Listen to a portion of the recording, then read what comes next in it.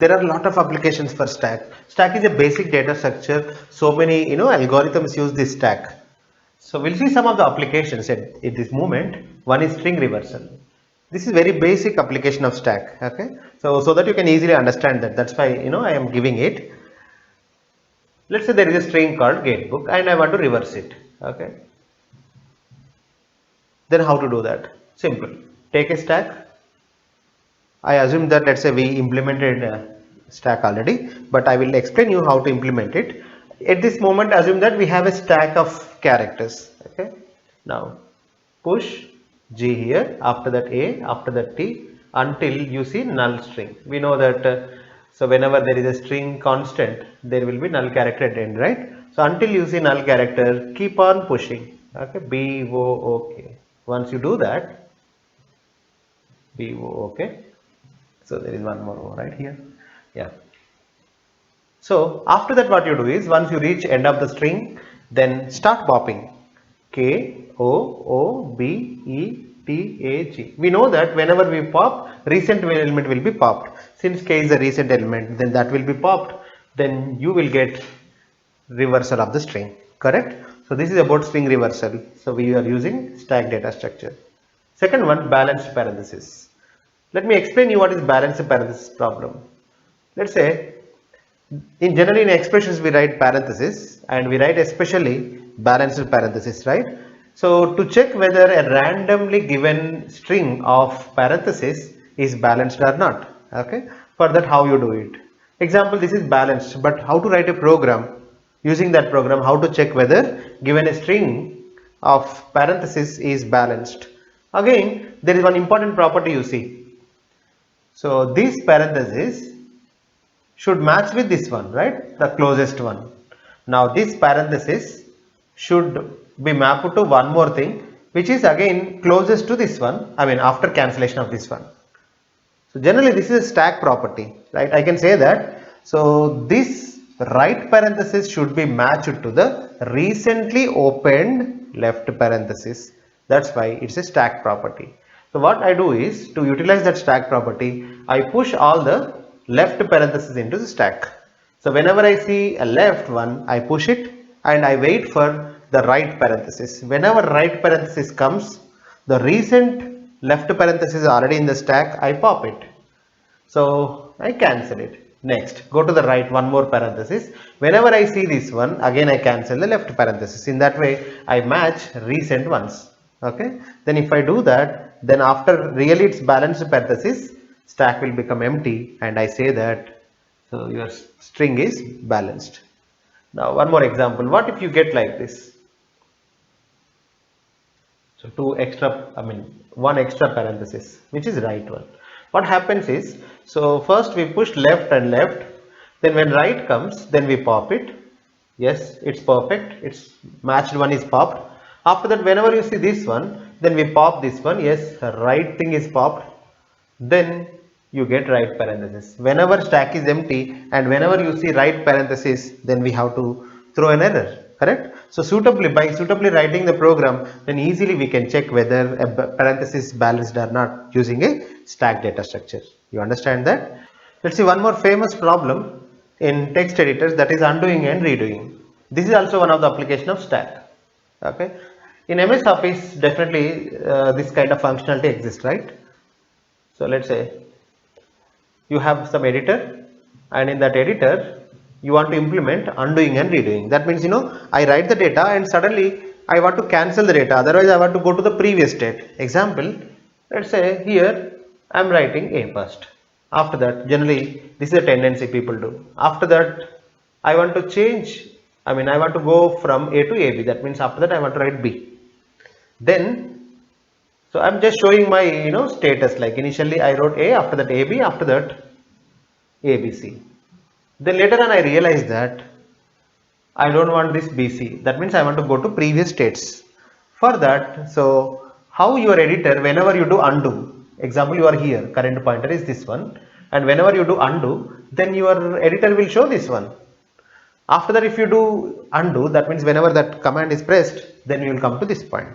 So how that editor will show appropriate screen to you, otherwise appropriate data to you. Okay, that's a question. For that, one basic idea I will tell you. This may not be the efficient implementation, but what we do is just we try to understand the need of the stack here. So what I do is whenever you are writing something, then I will create a page, okay, which represents your current state, okay, and I store like this, okay, like this. This is the first record. After that, whenever you write one more letter, then I will take one more page and I write AB, and this is the second state. After that, when you go to third state, then I remember that also in my stack, okay, like this. Okay, now since sometimes you do redo also, that's why I need one more stack. I will tell you why I need one more stack. Okay, now you see, suddenly if now we are here, suddenly if you say undo, then your editor should show what? This one, correct or not? For that, what I do is, that means what editor will do is, it will pop ABC, okay, and it will push it into redo stack. Let's say this is for redo. I will tell you the reason why we require one more stack. Okay, let me push here ABC, because sometimes, so when you say redo, then that editor has to show again ABC, correct or not? You see ABC. If you do undo, it should show AB, and again if you say redo, it should show ABC. That's why I'm storing it. Understand? Now again if you say undo, then what happens is current is now this one, right? So this is current. Now your editor is showing AB. When you say again undo, then what happens? This will be popped and it will be pushed here again. Okay, now it will be shown. This will be now, what is the top of the stack? A, right? Then your editor shows this one. So simply I can understand this like editor is always showing the top record to you. Okay, now try to do redo, then you should get what? AB, right? So when you press redo, then what that editor will do is, it will go to the redo stack and it will pop this one AB and it will show to you.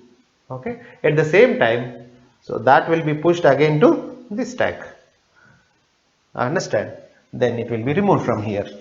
Now here redo is showing. Now next one is ABC. Now again, if you say undo, from AB where we have to go? Directly go to the stack. From AB we have to go to A. That's why this will be popped.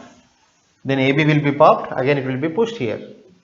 In that way, based on your undos and redos, two stacks will be maintained. So this one stack will maintain all the status of undo and one stack will maintain all the status of redo. Using that two stacks, okay, then we can always remember the all the previous states. Okay, so let me summarize. So how to implement undo and redo? Take two stacks.